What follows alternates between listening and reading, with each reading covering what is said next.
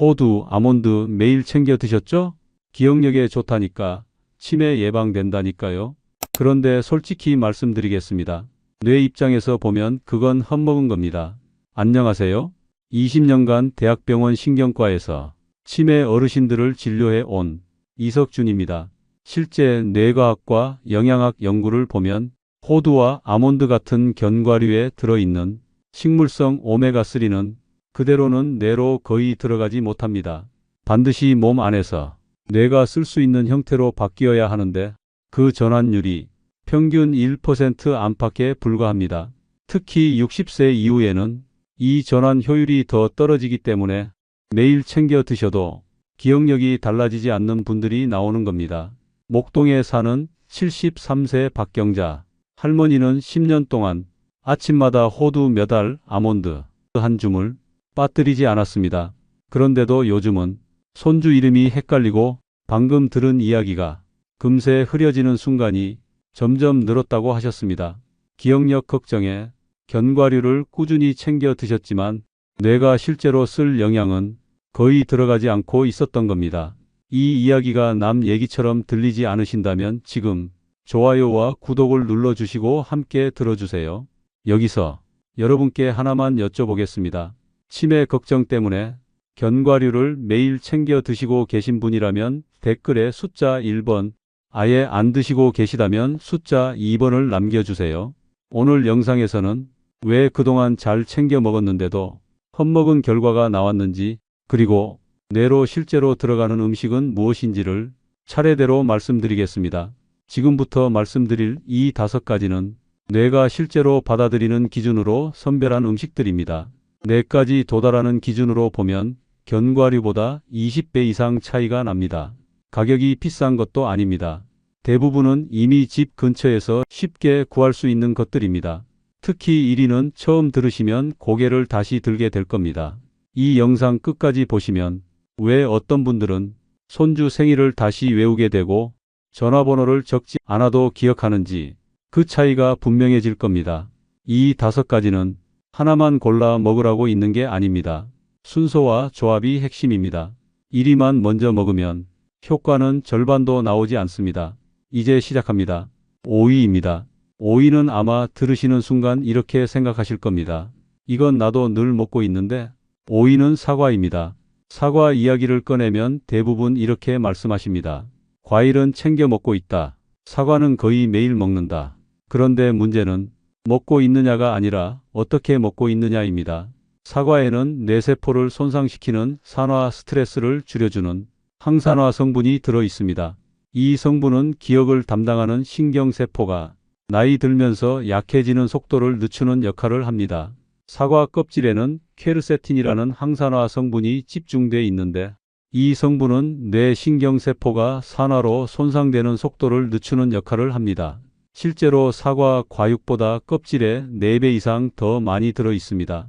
그래서 사과를 매일 먹어도 껍질을 버리면 뇌를 보호하는 부분도 같이 버리는 셈입니다. 병원에서 보면 10명 중 9명은 사과 껍질을 깎아 드십니다. 농약이 걱정돼서입니다. 성남에 사는 72세 김선연 어르신 이야기입니다. 사과는 거의 매일 드셨답니다. 칼로 껍질을 얇게 벗겨서 아침 식탁에 올리는 게 늘 같은 습관이었습니다. 그런데 어느 순간부터 기억이 예전 같지 않다고 느끼기 시작하셨습니다. 장 보러 가기 전 메모를 적어 나가도 집에 돌아와 봉지를 풀면서 이걸 왜 샀더라 하고 잠깐 멈추는 날이 점점 늘었다고 하셨습니다.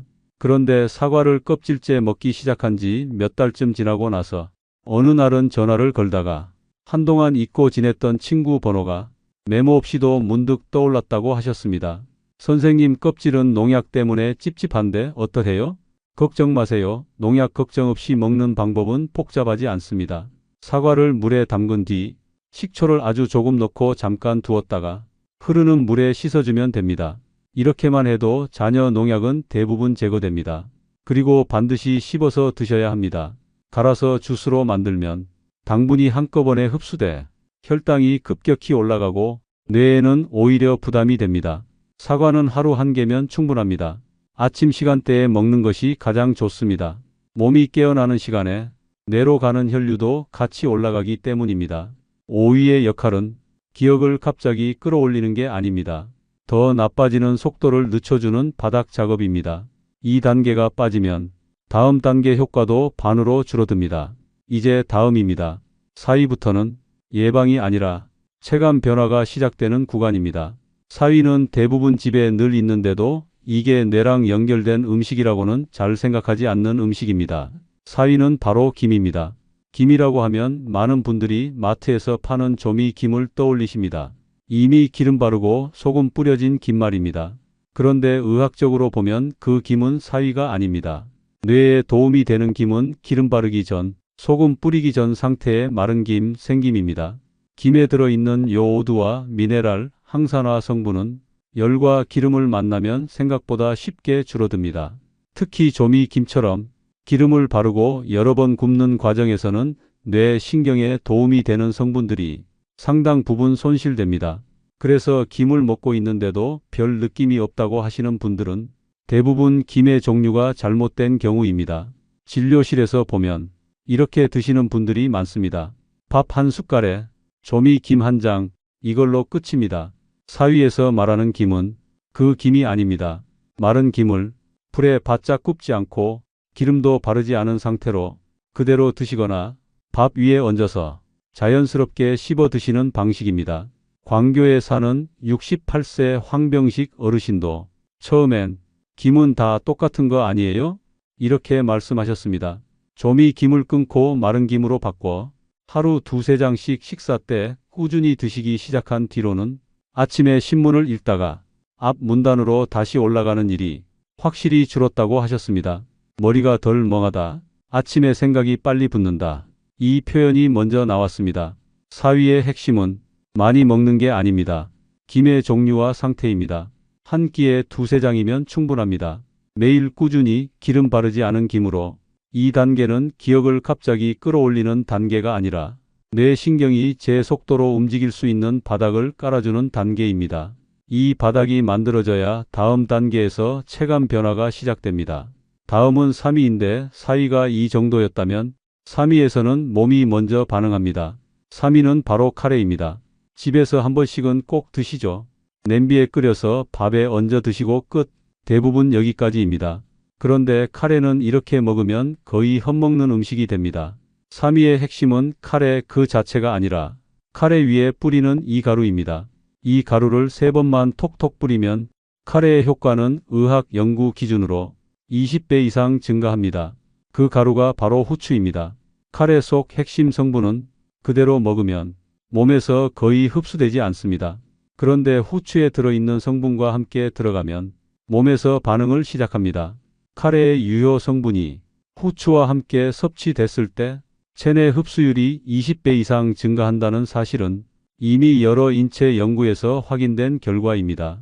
그리고 하버드와 UCLA를 포함한 뇌영양 연구 흐름에서는 뇌에 영향을 주는 음식은 무엇을 먹느냐보다 어떻게 흡수되고 전달되느냐가 훨씬 중요하다는 점을 반복해서 강조합니다.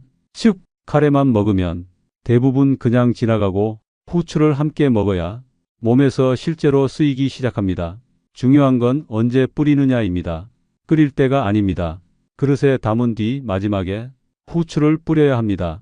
많이 넣을 필요 없습니다. 톡톡 3번이면 충분합니다. 반포에 사시는 67세 최현철 어르신도 카레를 자주 드셨지만 늘 든든하기만 하다고 하셨습니다. 그런데 카레 위에 후추를 뿌리는 습관을 들인 뒤로는 장 보러 가서 무엇을 사야 할지가 머릿속에서 정리되는 속도가 확실히 빨라졌다고 하셨습니다. 생각이 덜 끊긴다. 이 말을 먼저 하셨습니다. 3위는 기억이 갑자기 확 살아나는 단계는 아닙니다. 하지만 머릿속에서 흩어지던 생각들이 붙기 시작하는 단계입니다. 이 단계를 지나야 다음 단계에서 체감이 분명해집니다. 이제 2위입니다. 2위부터는 몸에 좋다가 아니라 뇌가 바로 쓰기 시작하는 단계입니다. 2위는 등푸른 생선입니다.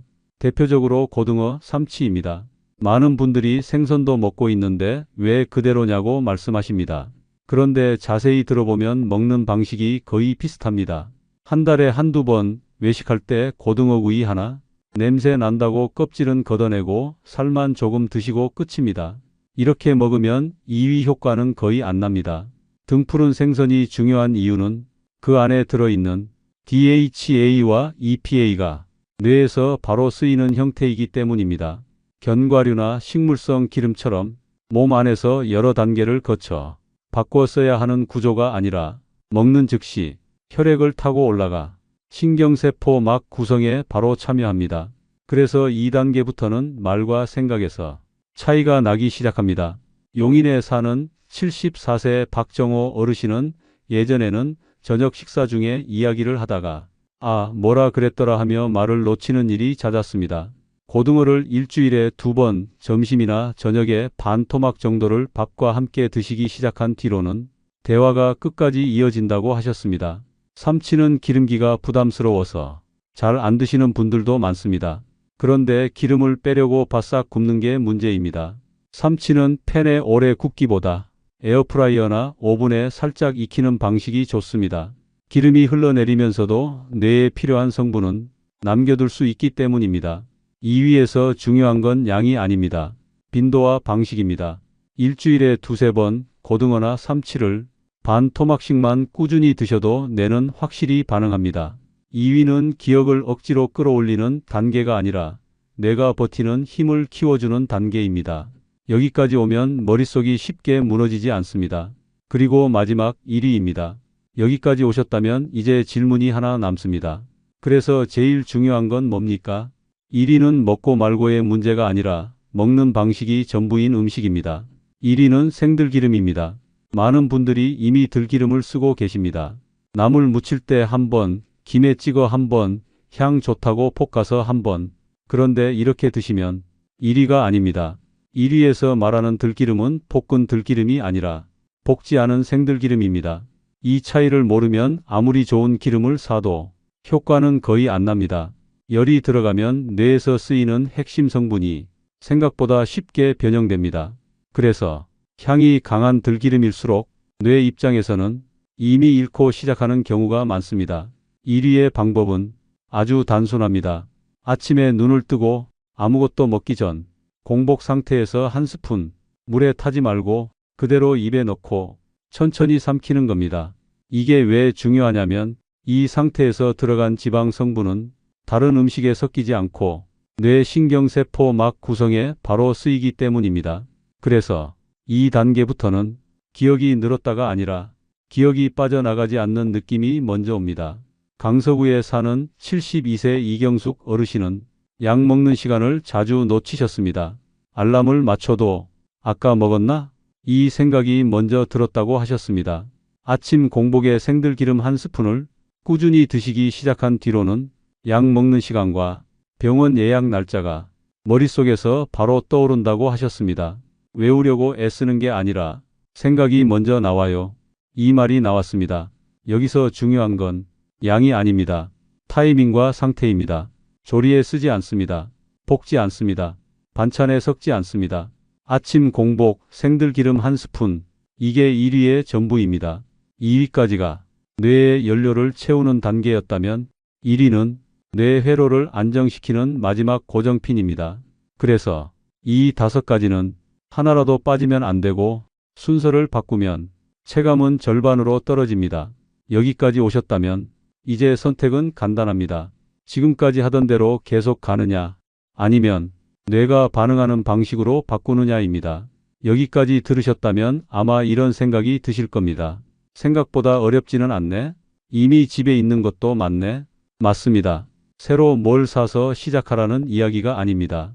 지금까지 먹던 것들을 뇌가 반응하는 순서로 방식만 바꾼 겁니다. 그래서 이 5가지는 하루 이틀 먹고 끝내는 게 아니라 생활 속에서 하나씩 자리 잡게 만드는 게 중요합니다. 지금 이 순간에도 기억이 갑자기 좋아질 거라고 기대하실 필요는 없습니다. 대신 덜 헷갈리네? 아까 생각한 게 이어지네? 이런 작은 변화부터 시작될 겁니다. 그리고 그게 쌓이면 어느 날은 손주 생일이 먼저 떠오르고 약 먹는 시간이 굳이 알람 없어도 생각나게 됩니다. 이게 바로 지금까지 말씀드린 5위부터 1위까지를 순서대로 가야 하는 이유입니다. 여기까지 들으셨다면 아마 이런 생각이 드실 겁니다. 결국 하나만 먹는 게 아니구나. 맞습니다. 이건 조합의 이야기입니다. 이 5가지는 각자 역할이 다릅니다. 하나는 바닥을 깔고, 하나는 흡수를 돕고, 하나는 연료를 채우고, 마지막 하나는 그걸 붙잡아 줍니다. 그래서 따로따로 먹으면 효과가 흐릿하고 함께 가면 체감이 분명해집니다. 이런 내용은 한번 듣고 끝내기보다는 생활 속에서 몇 번이고 다시 떠올릴 수 있어야 합니다. 그래서 지금 구독 한번 눌러 두시면 다음에 이어지는 내용도 놓치지 않고 받아보실 수 있습니다. 많은 분들이 여기서 이렇게 물어보십니다. 그럼 어떻게 먹는 게 제일 좋나요? 지금부터 7일 실천 흐름으로 말씀드리겠습니다. 복잡하지 않습니다. 먼저 첫째 날부터 셋째 날까지입니다. 이 기간은 머리를 깨우는 시간이라고 생각하시면 됩니다. 아침에 눈을 뜨면 아무것도 먹기 전에 생들기름 한 스푼부터 드세요. 점심에는 사과를 하나 드시되 껍질은 벗기지 마시고요. 김을 2~3장 간식처럼 함께 드셔도 좋습니다. 저녁에는 고등어나 삼치 같은 등푸른 생선을 반 토막 정도 밥과 함께 드시고 김을 곁들이세요. 이렇게 사흘 정도 지나면 많은 분들이 이런 말을 하십니다. 낮에 덜 졸려요. 머리가 덜 흐릿해요. 이런 변화가 기대되신다면 지금 좋아요 한번 눌러 두셔도 좋겠습니다. 이게 맞는 방향이라는 하나의 확인이 될 수 있습니다. 그리고 넷째 날부터 7째 날까지입니다. 이때부터는 충전하는 기간입니다. 방식은 앞과 거의 같습니다. 아침에는 생들기름 한 스푼, 점심에는 사과를 껍질째, 김은 틈날 때 2~3장, 저녁에는 등푸른 생선을 일주일에 2~3번 정도로 유지하시고 카레를 드시는 날에는 후추를 마지막에 톡톡 3번 잊지 마세요. 이렇게 일주일이 지나면 체감이 또 달라집니다. 사람 이름이 조금 더 빨리 떠오르고 어제 했던 일이 머릿속에서 끊기지 않고 이어집니다. 이런 내용은 주변에 한 분쯤은 꼭 필요한 분이 계실 겁니다. 부모님일 수도 있고 형제자매, 경로당에서 자주 만나는 친구일 수도 있습니다. 그럴 때는 공유 한 번만 해주세요. 이 영상 하나가 누군가의 불안을 덜어줄 수도 있습니다. 다만 여기서 꼭 피하셔야 할 게 있습니다. 첫째, 생들기름은 절대 가열하지 마세요. 둘째, 김을 먹고 바로 커피를 마시는 습관은 피하세요. 셋째, 등푸른 생선은 바싹 굽지 마세요. 이 3가지만 지켜도 흐름은 유지됩니다. 제가 이 이야기를 이렇게 자세히 드리는 이유가 있습니다. 전주에 사는 69세 정수연 어르신이 이런 말씀을 하신 적이 있습니다. 선생님, 견과류만 믿고 몇 년을 챙겨 먹었어요. TV에서 좋다길래요. 그런데 이 5가지를 방식대로 챙기고 나서 몇 달이 지나자 은행 비밀번호가 다시 떠오르고 경로당 친구 이름도 헷갈리지 않게 됐다고 하셨습니다. 이런 이야기는 한번 듣고 끝나면 의미가 없습니다. 그래서 알림 설정까지 해 두시면 앞으로 이어지는 내용도 그때그때 바로 받아보실 수 있습니다. 내일부터 하실 필요 없습니다. 다음 주도 아닙니다. 오늘부터면 됩니다. 생들기름 한 스푼, 사과 껍질째 하나, 김 2~3장, 등푸른 생선 반 토막, 카레 먹는 날엔 후추 3번, 이 5가지를 순서대로 조합해서 마지막으로 이것만 기억해 주세요. 나이가 들수록 약해지는 게 당연한 건 아닙니다. 많은 경우 방식이 잘못됐을 뿐입니다. 오늘부터 조금만 바꾸셔도 80이 되어도 손주 이름은 떠오르고 90이 되어도 내 일정을 내가 챙길 수 있습니다. 여기까지 함께 해주셔서 정말 감사합니다. 이 영상이 여러분께 도움이 되셨다면 구독과 좋아요 그리고 필요한 분께 공유해 주세요. 여러분이 건강한 노년을 진심으로 응원합니다.